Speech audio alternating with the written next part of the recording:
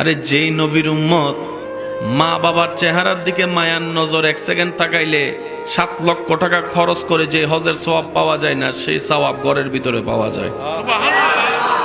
সেই নবীর উম্মত তো কখনো লসে থাকতে পারে? বলেন না, লসে থাকতে পারে? যেই নবীর উম্মত হাসলে হয়ে যায় সদকায়ে জারিয়ার সওয়াব, কান্না করলে হয়ে যায় গুনাহ মাফ। সেই নবীর উম্মত তো কখনো লস প্রজেক্টে থাকতে পারে? বলেন না, লস প্রজেক্টে থাকতে পারে?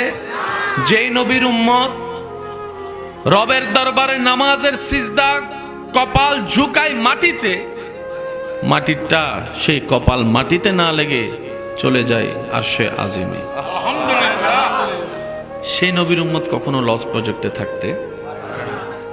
যত লস প্রজেক্ট মনে রাখবেন সব আমাদের প্ল্যানিং এর ভুল, আমাদের চিন্তার ভুল, আমাদের সিদ্ধান্তের ভুল, আমাদের নিজেদের ভুলের কারণেই নিজেরাই লস প্রজেক্টে থাকি। এক কথায় বলতে গেলে নিজের পায়ে নিজে আমরা কুড়াল মারি। এবার বলেন দোষ কাদের?